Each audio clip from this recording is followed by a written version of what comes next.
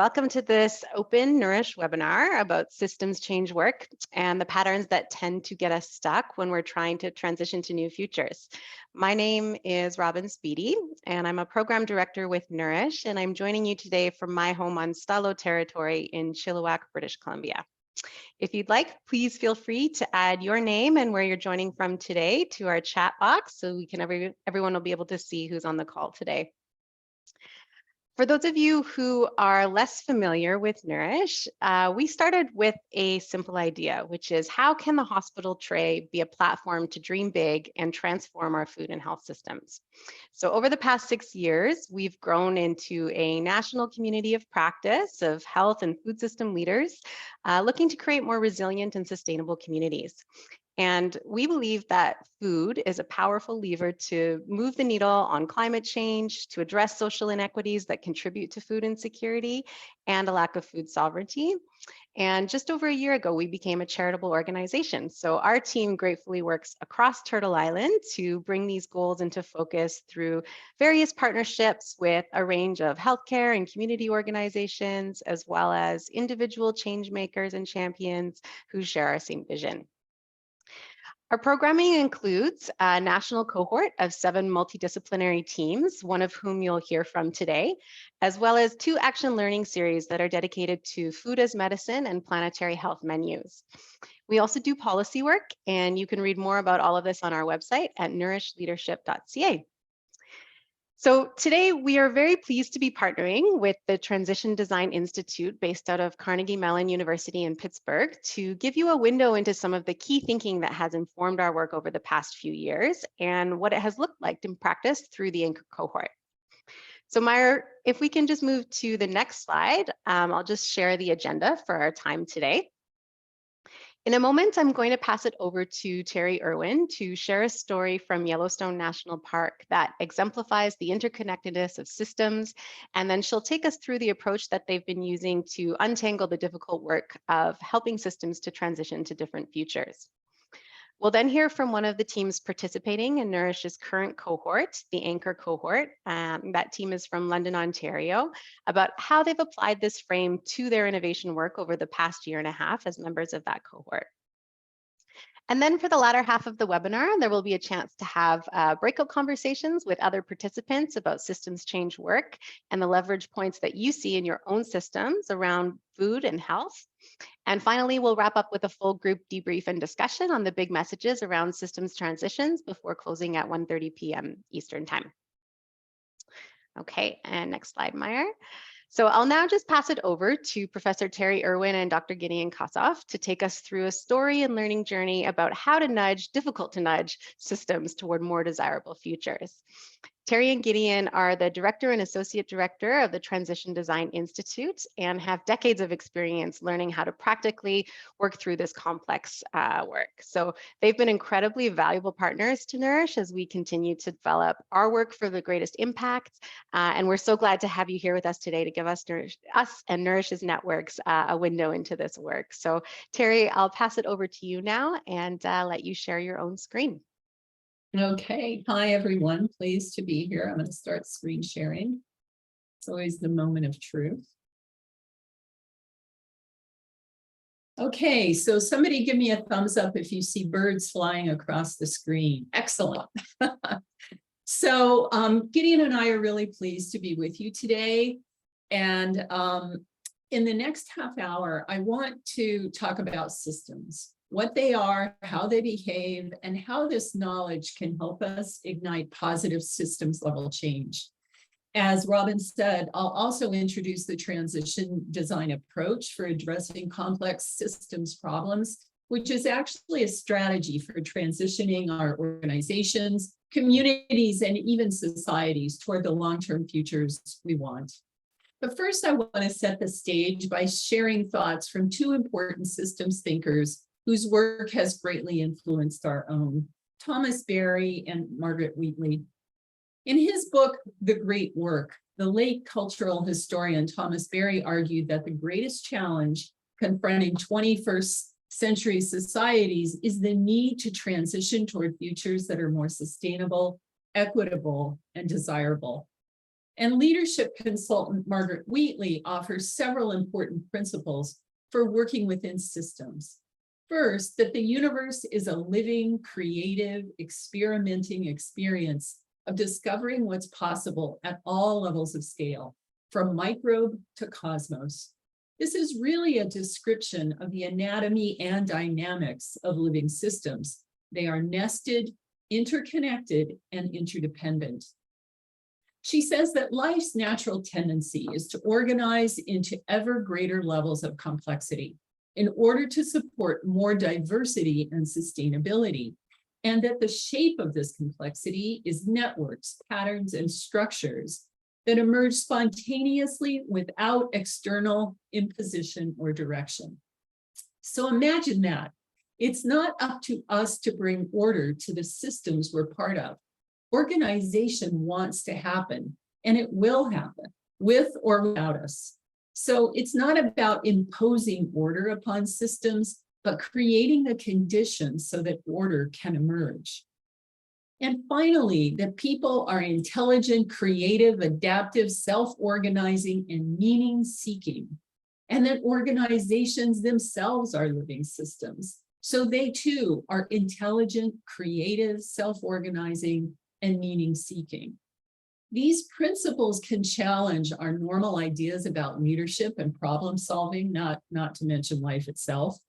And they remind us that we ourselves are part of the system and its dynamics. So our traditional beliefs about management and control are often actually part of the problem. So rather weirdly, this talk is going to begin and end with a story about wolves. This video, which some of you might know, is a vivid example about how sweeping change in complex open systems happens. It's called a trophic cascade, an ecological process in which change starts at the top of the food chain and tumbles all the way down to the bottom, completely transforming or transitioning an entire ecosystem. The story begins in 1995 with the relatively simple step of reintroducing wolves into Yellowstone National Park. The park's ecosystems were in decline after decades of overgrazing by a ballooning deer population. Wolves had been absent for nearly 70 years, largely due to the long-held belief that the absence of wolves would enable other species to thrive. I want to underscore this attitude toward wolves because it illustrates how mindsets, beliefs, and attitudes are as responsible for driving change in large systems as the material interventions we gravitate toward are. So the belief that wolves primarily kill other species overlooks the fact that they also give life to many others. Even though few in number when they arrived, the wolves began to have immediate, remarkable, unanticipated effects. They, of course, killed some of the deer, but much more significantly, they radically altered the behavior of the deer. Because of the threat of the wolves, the deer began to avoid certain parts of the park where they could be easily trapped, particularly the valleys and the gorges. With deer no longer overgrazing them, these areas began to regenerate, and in some, the height of the trees quintupled in just 6 years. Barren valleys quickly became forests of aspen and willow and cottonwood. And as that happened, bird populations increased. And then the beavers returned. And the dams they built created habitats for other species, otters, ducks, fish, reptiles, and amphibians. The wolves also killed coyotes, and as a result, the number of rabbits and mice began to rise, which meant more hawks, weasels, foxes, and badgers. The bear population began to increase because there were more berries growing on the regenerating shrubs. And the bears helped keep down the deer population. And ravens and bald eagles were able to feed on the carrion the wolves and the bears left. But all of this was not the most interesting aspect of this radical systems change. The most amazing thing was that the wolves changed the behaviors of rivers. Because of ecosystem regeneration, there was less erosion, so rivers began to meander less. Their channels narrowed, more pools formed, and there were more riffle sections, all of which created more wildlife habitats. The regenerating forests stabilized the riverbanks so that they collapsed less often, and the rivers became more fixed in their course. So the wolves, small in number, transformed not just the ecosystem of Yellowstone National Park, but also its physical geography. But the essential intervention that led to this system's transition was the collective change in mindsets and beliefs about the wolves themselves. So now that you've seen a powerful example of how systems can change dramatically in response to one simple intervention, let's take a deeper look at the anatomy and dynamics of systems and systems problems, which we designers often refer to as wicked problems. So systems are all around us, and they are essentially sets of things, artifacts, people, cells, molecules that are interconnected in such a way that they produce their own patterns of behavior over time. The system may be buffeted, constricted, triggered, or driven by outside forces, but the system's response to those forces, or what we call perturbations, is self-determined, meaning we can't predict what it will do, and its response is rarely a simple one.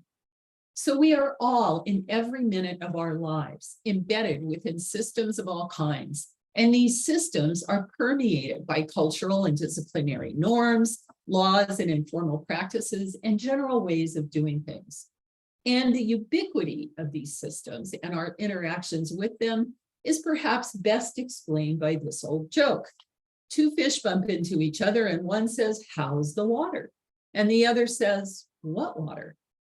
Marshall McLuhan, in his book War and Peace in the Global Village, said, "One thing fish know nothing about is water, since they have no anti-environment which would enable them to perceive the element that they live in." Systems are so ubiquitous and our interactions with them so pervasive, we don't really see them, and therefore we don't understand them very well. Our work at the Transition Design Institute is concerned with how we can learn to see systems and address wicked systems problems. And wicked problems are things like this: crime, racism, income inequality, climate change, terrorism, political and social polarization, and lack of access to healthy food and adequate health care. These problems have enormous consequences, but we argue that they also prevent our organizations, communities, and entire societies from transitioning toward the long-term futures we want. And we call these problems wicked because of characteristics like these. Every wicked problem is unique and constantly changing. There are multiple stakeholders with conflicting agendas and no clear shared problem definition.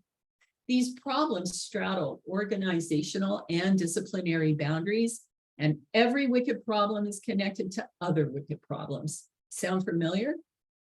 But learning to see and map the countless issues that comprise a wicked problem and understand the complex dynamics between them is really at the heart of systems thinking, and we believe is the key to resolving these problems.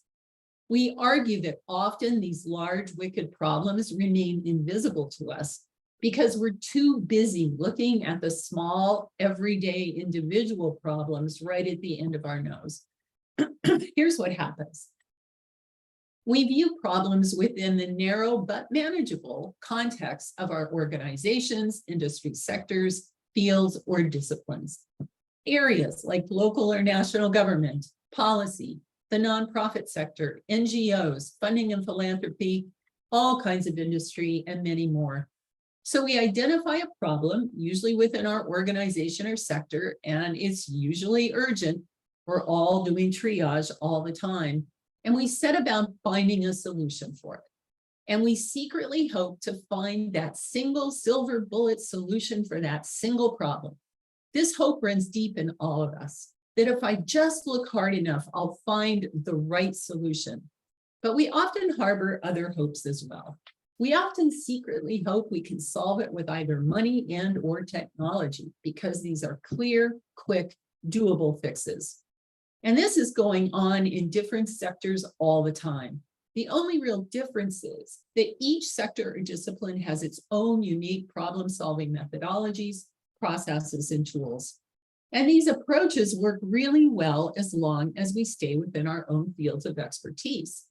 But trying to collaborate across disciplinary divides, or perhaps even across departments in a large organization, can be challenging to say the least. It's a little like this old parable of the blind monks and the elephant. The problem looks like a different animal depending upon your perspective. So achieving a critical shared problem definition becomes impossible. But here's the catch. Single silver bullet solutions only work on simple problems. When it comes to wicked ones, they're rubbish. Here's basically what happens. We think we're addressing a single simple problem when we're actually dealing with a problem cluster of multiple interdependent problems whose interconnections remain invisible to us. So we just keep aiming single solutions at what we think are single simple problems, but in reality are pieces of a problem cluster. And we can keep doing this for weeks or months or even years. And we might put dents in the problem, but despite all the resources and energy we keep investing, some problems resist resolution because we don't see that these seemingly unrelated problems are connected to each other in complex ways within and across sectors. But wait, it gets worse. These problems are also connected up and down systems levels.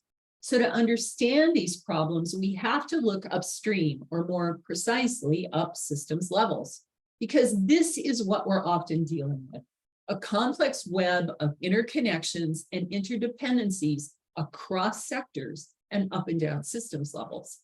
And it's this web of connections that involves both material and social interactions that keeps these problems stuck and extends their consequences into both the social and environmental spheres. This is why we call them wicked. And here's how we think about the tools and approaches needed at these different levels. So at the lower levels, we're finding and resolving familiar problems in our own industry or sector using familiar tools and methodologies. Sometimes it works and sometimes it doesn't. If we trace the problems resisting resolution upstream to higher systems levels, we're getting into territory in which collaboration across disciplinary divides has to happen, even though it's difficult. And it requires tools and innovative cross-disciplinary approaches. Now, these are new, but they do exist. But at the level of a wicked problem, we are in new territory. There are very few existing tools and approaches for addressing these types of problems. And yet, if we solve for a wicked problem upstream, the positive effects quickly trickle downstream and solve for multiple seemingly unrelated problems simultaneously. This is really the premise for transition design. Now, I've diagrammed all this in a very simplistic way. In fact, I've drawn them like we think of them, little separate boxes with their own separate issues. But this type of compartmentalized thinking is actually part of the problem, because this is actually more what it looks like. Multiple sectors, industries, and fields of all sizes represented by the white bubbles, with countless interconnected, interdependent problems overlapping them in the blue and the orange bubbles. And it's this invisible and unexamined web of interconnections and interdependencies across sectors and up and down systems levels that keeps these problems stuck. And to complicate things even more, these problems are heating up and cooling off all the time, a bit like twinkle lights. So transition design works a bit like Chinese acupuncture. Acupuncturists use needles to intervene in our systems to transition them back into health and balance over time. But the acupuncturist has a map of the system and we don't. So in a way, we are flying blind whenever we implement any solution to a complex problem. So what we really need is a map of the system's problem as well as its system's context. Transition design is a transdisciplinary approach for framing wicked problems within radically large problem contexts that include the past, the present, and the future. The approach leverages stakeholder knowledge and expertise to create a series of systems maps that show where solutions can be situated in the best way to produce positive systems level change, and also create a database of solutions proposed by people already within the system. So in the present, the countless issues connected to the problem are mapped in 5 different societal sectors in order to understand their interconnections and interdependencies. But we also identify the multiple stakeholder groups that are connected to and affected by the problem, as well as the complex and often problematic relations among them. But let me say a bit more about this important step. Most traditional problem-solving approaches will identify a few key stakeholder groups, but exclude countless others. Transition design argues that in order to resolve complex systems problems, all stakeholder concerns must be considered, and that stakeholders include both the human and the non-human. So within any wicked problem, there are myriad stakeholder groups, and the relations between them are highly complex because of their conflicting agendas, concerns, uneven power relations, and the lack of a shared understanding of the problem. The red lines show where stakeholder groups have conflicting agendas and concerns, which are barriers to problem resolution. But if you look hard enough, you can always find areas of affinity and agreement, which we call the low-hanging fruit in the system, the green lines, where you can begin working immediately with projects and initiatives that will have some degree of consensus and therefore will yield quick results and build bridges between stakeholders.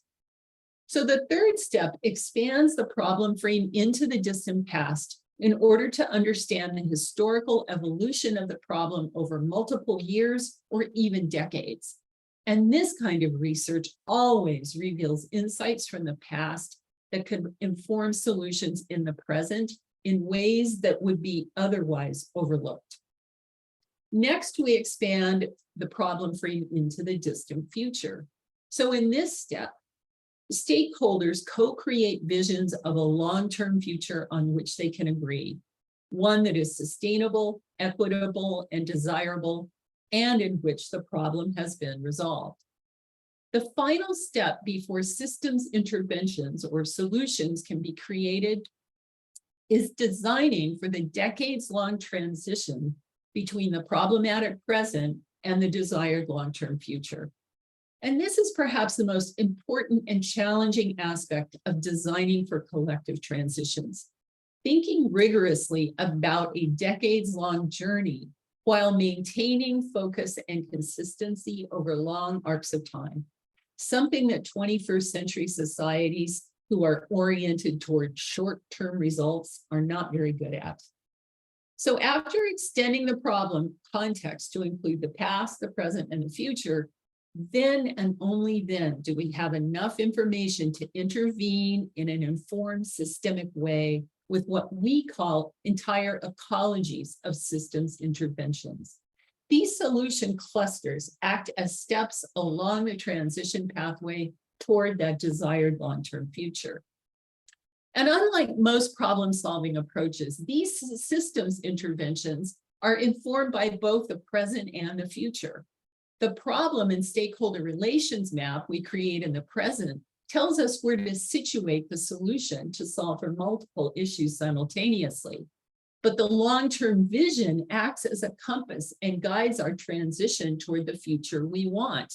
But it also informs our solutions in the present to ensure they're not only solving for short-term issues, but are also in alignment with the vision we want to move toward. Only entire ecologies of systems interventions, which are really projects connected to each other and the long-term vision in symbiotic ways, will have enough traction to destabilize the wicked problem and ignite the process of problem resolution and transition toward that future we want. So the transition design approach was really developed in response to the common challenges and barriers we see when working in systems on systems problems. And here are some of the common mistakes we see. We define and frame the problem incorrectly. We decontextualize the problem and fail to see it as a piece of something much bigger. We jump straight to solving the problem before we've taken the time to understand it deeply. We see ourselves as bringers of solutions with all of the expertise needed. As outside experts, we tend to believe we can solve the problem in a short amount of time with the expertise we already have.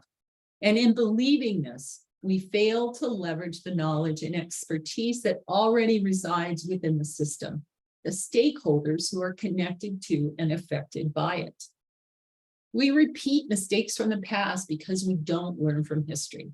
Systems problems evolved over long periods of time and have countless issues from the past that are barriers to resolution in the present. Put simply, modern societies have very short memories, and it leads us to create ineffective solutions. We focus on the problematic present and give little attention to a desired long-term future. Any solution is based upon the desire to transition from the current problematic present to some desired future state.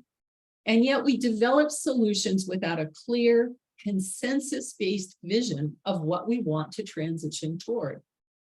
We have a single solution to a single problem mentality. We look for single solutions that are quick, efficient, and cost-effective. But no single solution or group of people can resolve a wicked problem. It takes multiple solutions implemented at multiple levels of scale over multiple time horizons to resolve them. And we are hardly ever willing to invest the time, energy, money, and tenacity that problem resolution requires. Our solutions are often too big and too invasive. We craft large, powerful solutions and then impose them upon a system based upon our predicted outcome. So we're bringing too much certainty to this. Because we can't predict how a system will respond to an intervention, our so-called solutions often make things worse instead of better. So then we just do more of the same. We bring a mindset of certainty and control to systems. And this mindset is largely responsible for all the other issues on this list. Our belief in our ability to control systems and predict their outcomes is really due to our mechanistic view of them. Systems aren't like machines. They're like people. They are as unique, creative, responsive, and unpredictable as we ourselves are. So to conclude, remember that I said I would begin and end the lecture with a story about wolves. This one takes place many decades before the story of the wolves' return to Yellowstone, but it explains their 70-year absence from the park. It's an excerpt from an essay by the legendary 20th century naturalist, forester, and environmentalist Aldo Leopold called Thinking Like a Mountain. It begins with Leopold's reflections on what the howl of a wolf meant to other species as well as humans. But what is relevant to our discussion of systems change is that he recounts the exact moment in which he experienced a sudden and profound shift in mindset that was to change the course of the rest of his life. And his story explains why the wolves disappeared from Yellowstone National Park. These are his words. We were eating lunch on a high rim rock at the foot of which was a turbulent river when we saw what we thought was a doe fording the torrent, her breast awash in white water. But when she climbed the bank toward us and shook out her tail, we realized our error. It was a wolf. A half a dozen others, evidently grown pups, sprang from the willows and all joined in a welcoming melee of wagging tails and playful maulings. What was literally a pile of wolves writhed and tumbled in the center of an open flat at the foot of our rimrock.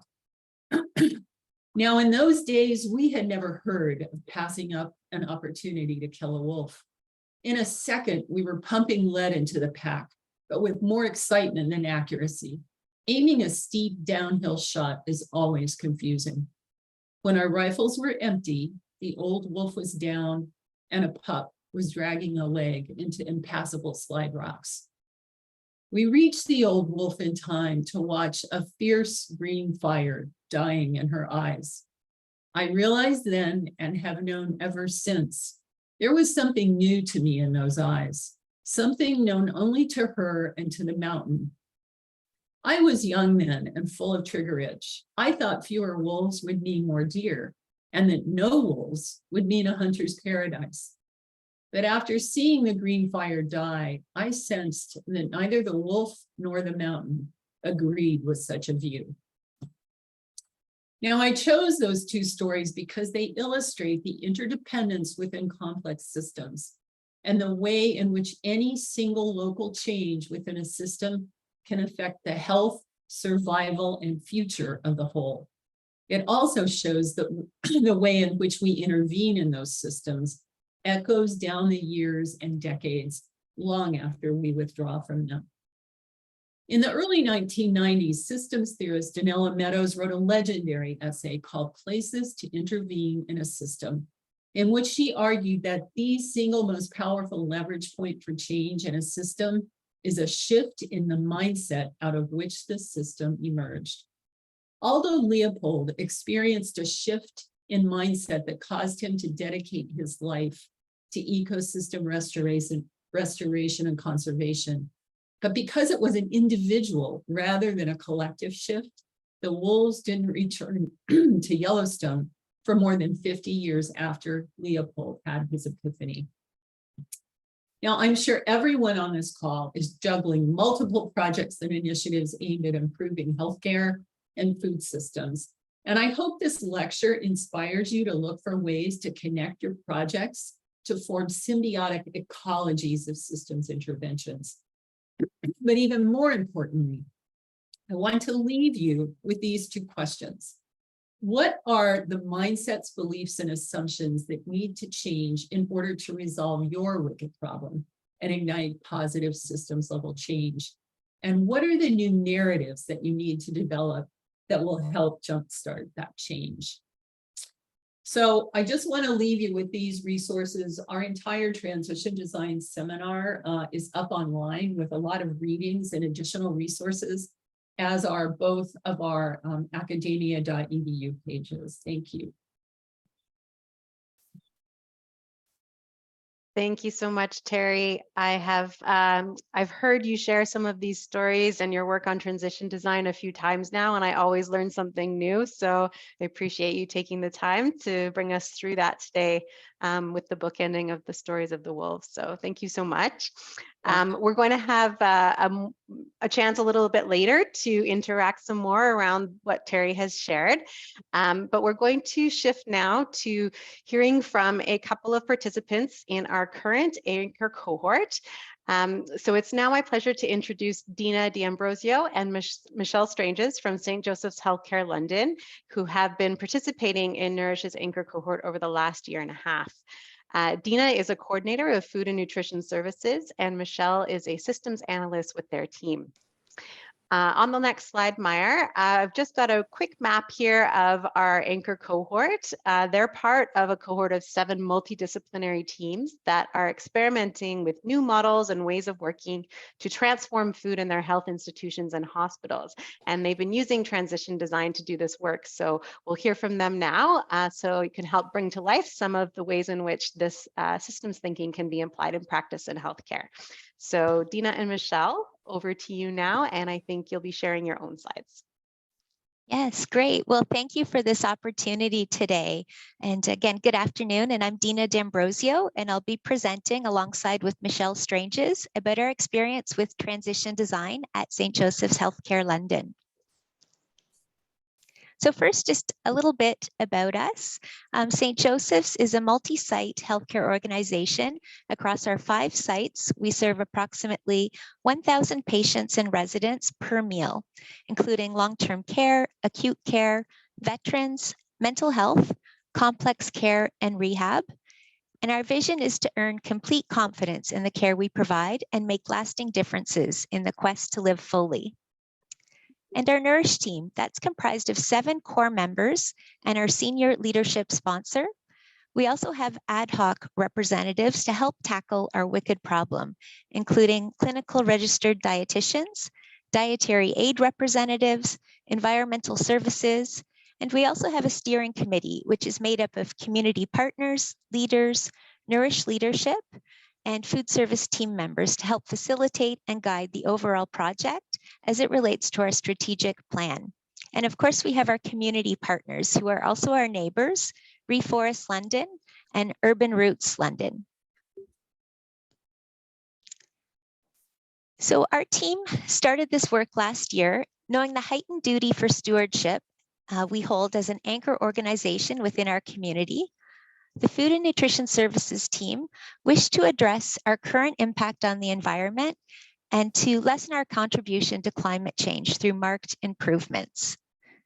And some of the points that we recognized, our food is traveling a great distance, and there's a lot of effort that's put into providing food through ordering, delivery, and preparation of our food. And then we see a lot of waste. We're also looking to encourage a food-first menu by decreasing supplement usage, increase fresh and homemade foods on our menu. And we wanted to learn more about how to work within the constraints of healthcare with legislation and other policies, and recognized again that there's no one quick fix or solution for these problems in healthcare. So through one transition design exercise, we mapped the evolution of our wicked problem and found that in the past, the focus was on producing high volume meals at low cost. There was external pressures which resulted in reactions to the changes, and we weren't looking at the system impacts. With our multi-site organization, we must adhere to many streams of legislation which influences the day-to-day operations and business. Transition design gave us a deeper understanding of the full system and the connections and how to work within the system, an understanding of how to work together with stakeholders to achieve systemic change.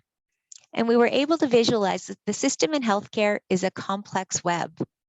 Connections between infrastructure, science and technology issues, political and legal issues, and then there was the economic and business issues, environmental issues, and social issues. So we were bringing problems to the surface through some root cause analysis. And again, this allowed us the opportunity to dream big and work backwards.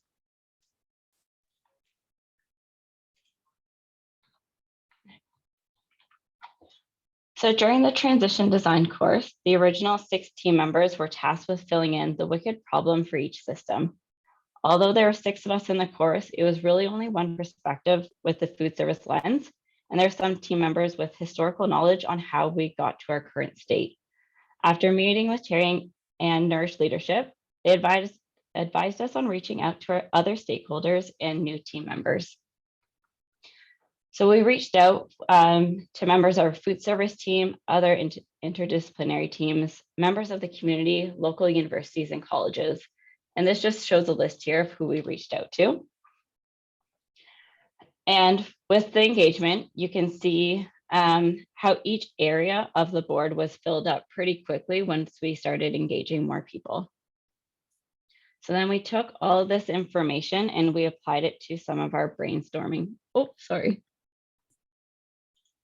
Click the wrong button. Oh.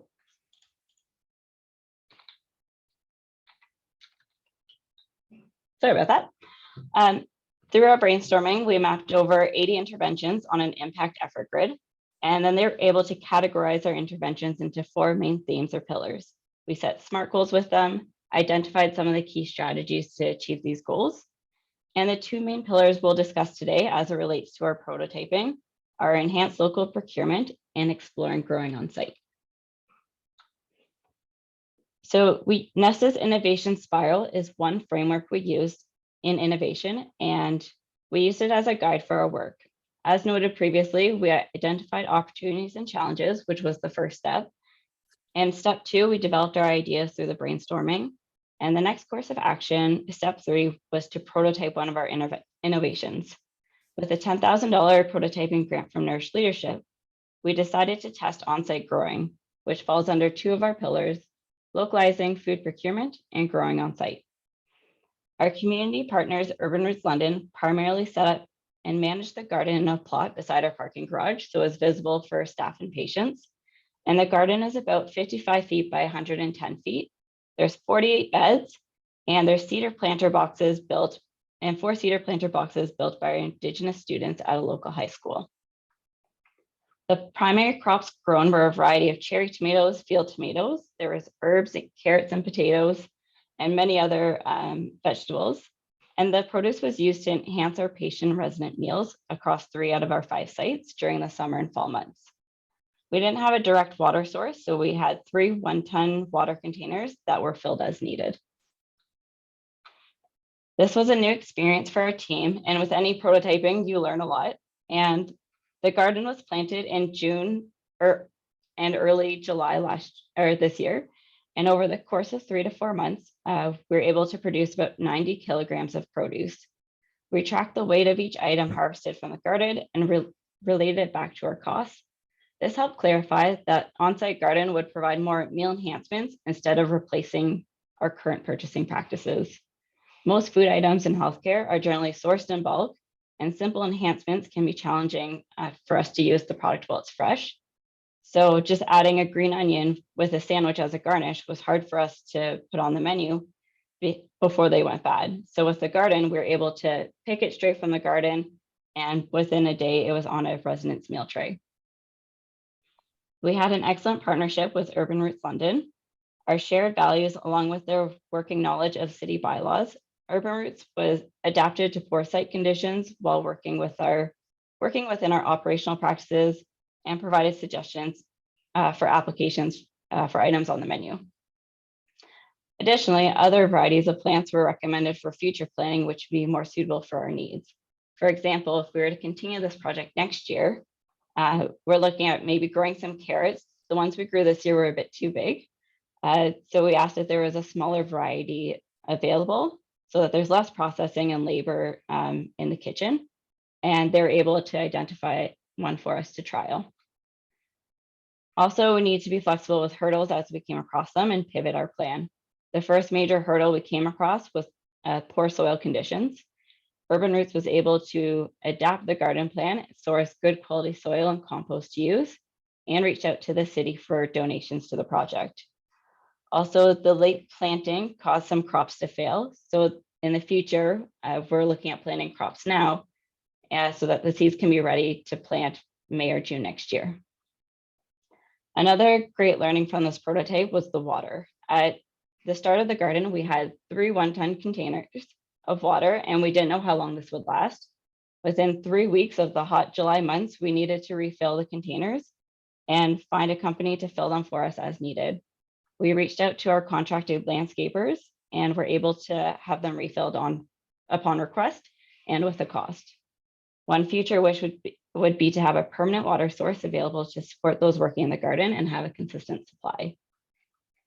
So now that we have some of the measures and we've identified benefits and learnings from the prototype, we're going to go through making our case, which is step 4 of the innovation spiral, making the case with our community partners and our leadership team to explore future interventions with the garden. And lastly, we just want to go through some reflections on the garden. First thing we wanted to know was how important it is to build excitement within your stakeholders. We had board of directors, leadership, other committees, teams, other patients and residents and community partnerships. Having the support and excitement was really key to the success of this project so far. Find affinities within your stakeholders was also a great tool. We sent out a modified version of some of the transition design resources to ask stakeholders what their dreams were related to this project and some of their fears. And this way we're able to support some of those changes related to their fears. We also, another key thing that we did was learn about how your team members work. We did the Myers-Briggs personality test, and within your team, you're going to have many different personalities. So having a sense of this, of their strengths and their weaknesses, can help you be more compassionate when you're working together. Iteration of prototyping is important. We use PDSA cycles for our interventions. It's also important to create a space for idea creators and idea advocates in your organizations. Idea advocates can help bring the ideas to life with their connections within leadership team or identify the right resources. And just start reaching out to ask questions and engage others. You may be surprised about where your ideas and dreams can take you. And of course, engage with your communications team if you have one, and Nourish leadership to help share the story. So I just want to say thank you for your time and listening to our journey so far. To summarize the transition design process very briefly, a few years ago, having an on-site garden was a dream that a colleague and I would discuss during our lunch breaks. And this year we planted one on campus, and the team is working on how to make this sustainable for the planet and our operations going forward. Thank you for your time. And if you have any questions, please pop them in the chat.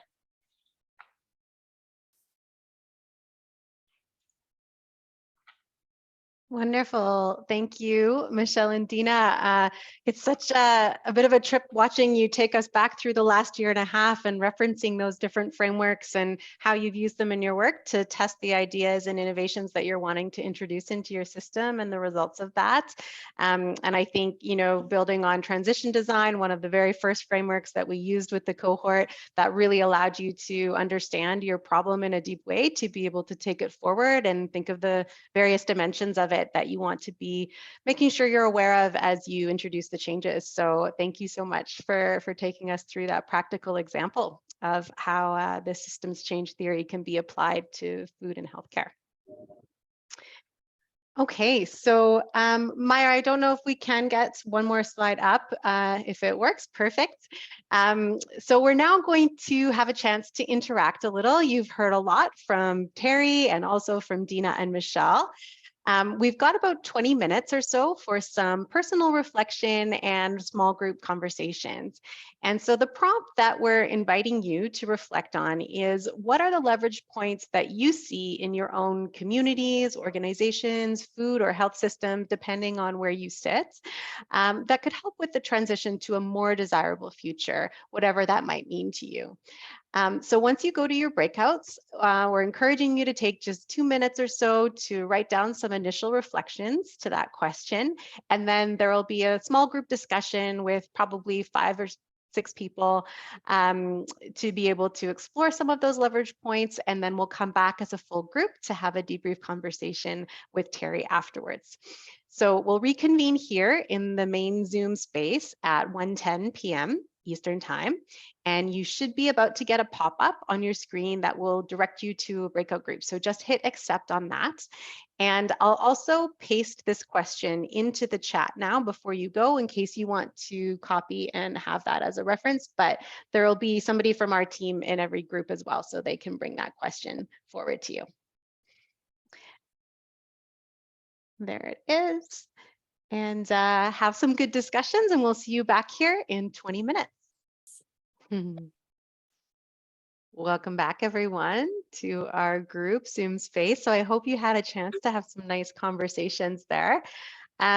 I think I'm going to invite we're not going to do kind of a full roundtable sharing here, but if anyone would like to share some highlights from your discussions, particularly around any of those leverage points that you see, or kind of building on some of what we discussed with Terry and with Dina and Michelle earlier, this is just a chance to have a bit of a full group discussion, and Terry and Gideon as well. I especially invite you to bring any insights you have into this conversation. Just trying to think about how we can get past some of the challenges. I know in my group, we were talking about some of the very real difficulties related to translating some of the theory into practice and implementing this work, and the complexity of these different systems interacting, and thinking about staffing shortages and finding people to actually do the work is something that's coming up a lot right now in healthcare. So Terry, did you want to say anything to kick off this conversation debrief?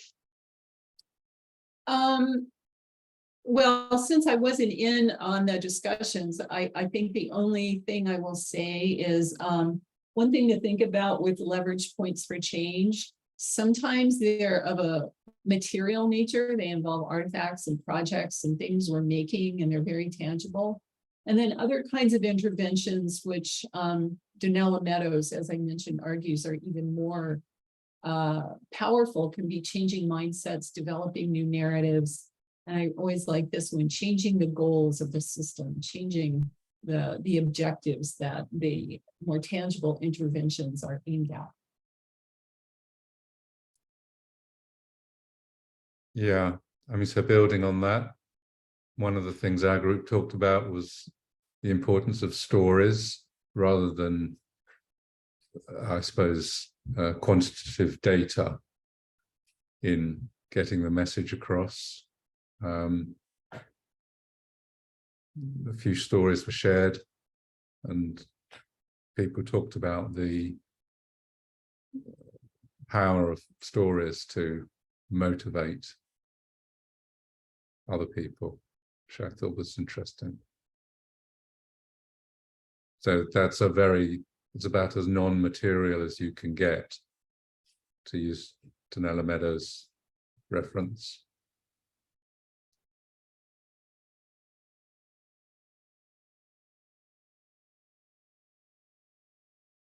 I bet somebody in my group would be game. Ashley or Phoebe or Elaine, do you want to chime in?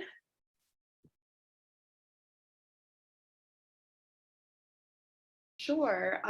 We also were kind of talking a bit about the less tangible side of interventions, and the concept that mindsets need to change for some of these interventions to really take root and move forward. And I actually really like the idea of story with that, because a lot of the reading I do, particularly with Indigenous methodologies, obviously story is incredibly important there. And story also provides kind of meaning making, which is like we had kind of talked about earlier, that meaning seeking of systems. So I think story kind of fits in with that really, really well.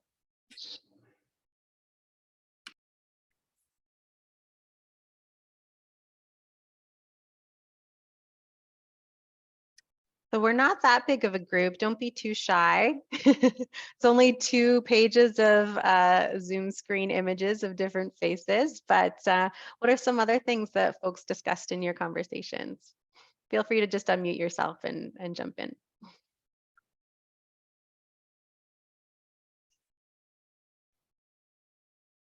I think there's some. Oh, Shelby, you go ahead. You go ahead. Our group had some really nice themes that emerged, despite the fact that folks were working in very different, very totally different settings in different places across the country. We noticed that everybody was sharing the same couple themes. There are multiple scales and multiple players that they've seen need to be engaged for change to happen. And then relationships were core to getting all those players at the table. So we started spitballing, how do you get people at the table? How do you build the relationships? How do you make them strong? And some really, really nice things came out. Share food, share experiences, listen, be inquisitive, step out of your comfort zone. There's always connections, even when you think there's not. Keep asking, keep joining, keep looking for an in, go to them. And Dan had a really lovely insight on drop the embarrassment and just show up. You don't need to impress anyone, or he feels like he doesn't at this point. Well, I feel like that's such a good one. Just like the vulnerability to do the work and learn, that like beginner mind. Oh, that's gold.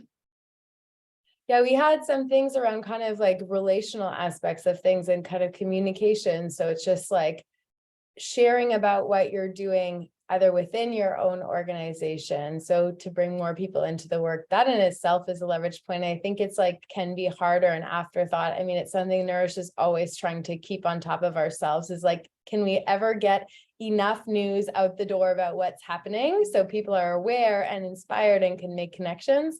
But then also making connections across similar types of projects so folks can be learning from one another. So if there's a food prescription program starting somewhere, how is it connecting with other food prescription programs that are happening so we can kind of learn from, I guess like I like to use the expression of like failing forward, like learn what didn't work somewhere else so you don't have to repeat those mistakes and kind of, you know, the stick has a little bit further down the field and you can get a little head start.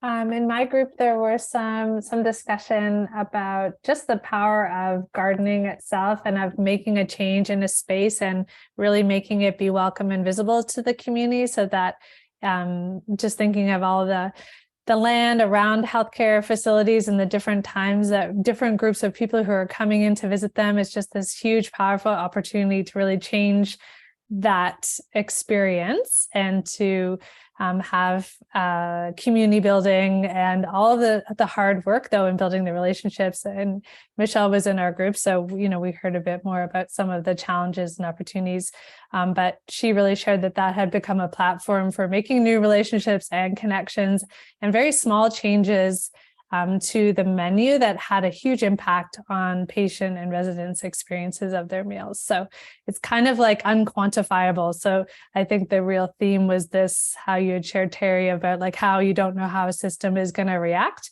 from what you do, but like kind of keeping that fail forward spirit that you had shared, Haley. So those are some of the leverage points that we had of just getting started, because it sounds so hard and so complicated, but really striving with that systems view, but the power of digging in. And there was another experience, particularly in bringing in younger people who are learning a lot about food and how to take care of themselves, that this was also a special group that we could be working more with in this way, where it's a very engaging and practical skills and, you know, using the power of food in that way to build health. So some of the things that can, You know, maybe I'll build on that, Jen, because I think, you know, the act of gardening, the act of building a garden is a great metaphor for a transition. It just happens in a smaller arc of time. So one of the things transition design is always encouraging folks to do is never think in terms of a single solution. So it's like relative to the vision of where you want to go, you'll probably always be starting with a project of some kind, but always be thinking, what are the other projects in the ecology that we need to create? And at what level of scale would they best be situated? And they'll probably be on a different timeline. Cooking is another good metaphor. You know, if we want to serve a big Thanksgiving meal, we just had that here. There's many pots on the boil, but they're beginning and ending at different times. So you're doing that to a garden, aren't you? You might think of the first wave of planting as an intervention, but you know other cycles are going to come up as some plants die and others need to be seeded or harvested. So it's the juggling of these multiple timelines that is a really good metaphor, I think, for the solution cycling that happens on an ongoing pathway from the present to the desired future. Gord, it looks like you put your hand up. Did you want to say something? Yeah, sure. I was just going to relate. Yesterday, I was dancing in a different arena, but complementary to this. It's National Coalition for Healthy School Food, and we had a virtual roundtable with Minister Gold about across Canada. But so it's, you know, it's about universal school food. But one of the things that came up a lot was using school food as a local economic stimulant for local food, for supporting local food and food procurement. So that, you know, in our cohort, and in a lot of cohorts, we talk about food procurement, and Dan Munshaw. I've learned a lot from Dan in the time I met him, but it comes up in again and again. It's just not in the hospital system, it's in the school system, it's in other systems. It's like, this can be an important leveraging point, is to have real food, support local economies, and it all sort of circles back around. So that was an interesting conversation I was in yesterday. Hi, this is Donna. If I can share for Feed BC, I can send you the information. We include all universities and colleges in our meeting yesterday. It shows us the amount of dollars that goes back into the economy. And yeah, they're all included in our meetings, and they're making amazing progress, UBC. And because we have a lot of multicultural students that come into these universities from all over the world too. And yeah, it's all good work, but I can share whatever. Just send me off an email or I'll send it off. I think I send too much already. I don't know. But, Never too much. yeah. Okay, I can forward you a little bit more on pitch and plate as well, and so that we can do the sourcing of our local communities. And it's wonderful. Everybody is happy about it, and the people that are at the receiving end, the patients and the residents, to know that it's local, it really increases them. It's just like the gardening part too. They'll eat what they grew. Yeah, it reduces food waste, and as well, especially when you live in an area like where we live, that is all beautiful agricultural lands, and we should be making the most of it for our communities. Anyways, sorry, it's a topic that I can talk too much about probably. No, Okay, that's why thanks. we're here, Donna. It's nice. It's nice to hear from you. If you want to drop any of those links you mentioned just into the chat for this group while we're still on the call, then folks can. I can't do it from this computer. Okay.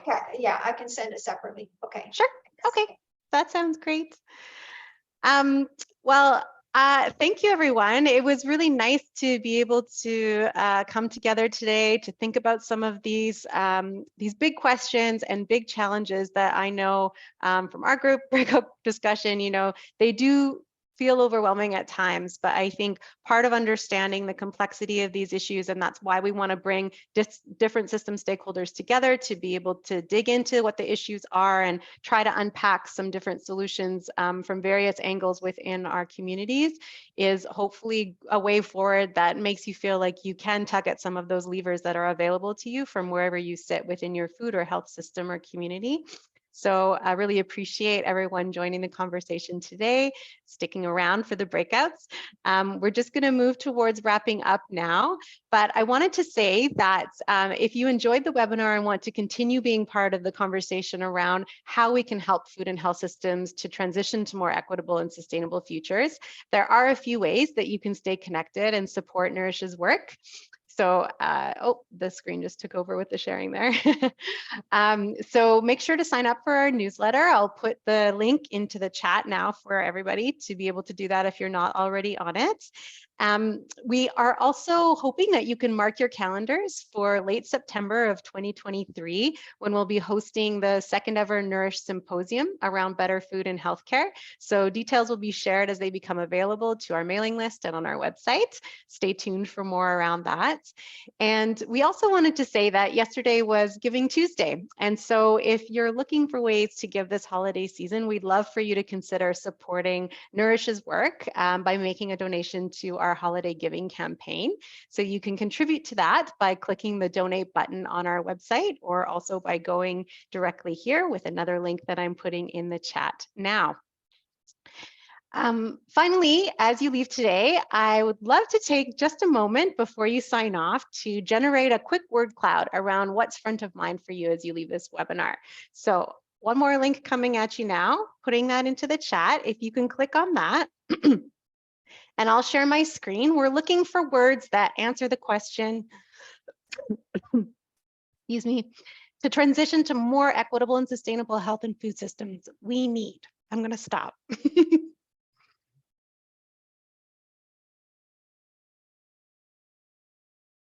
So click on that and I'll share my screen as we sign off today. But one last thank you to all of our speakers, and I hope everyone has a good rest of your day. Good timing for my voice to be losing. Oh, I'm sorry for that. We can take up the slack and get a drink of water, but thank you so much, Robin and Terry and Gideon, for wowing us. And I think our Nourish team was chatting along the way. We're always so inspired to hear these stories and get and others who've heard you speak and been working close with you. So thanks. Thanks again for this stimulating conversation, and so exciting to see what's showing up here in relationships at the center. So if you have anything else, Robin, if you've had a drink and you want to chime in, I was just trying to give you a little stretch. Thanks, Jen. You saved me there. Yeah, Okay. Don't know what happened to my voice. Okay. But nice to be seeing some words populated in our word cloud here as you sign off. So I'm seeing relationships is a big one, courage, teamwork, trust, mindset shifts, partnerships, hope, bold humility is a nice one. So I don't know how small it is on your screens. It's I can't make it full screen right now, but thanks everybody for joining today and for participating in this little word cloud as we say goodbye. Have And a good afternoon.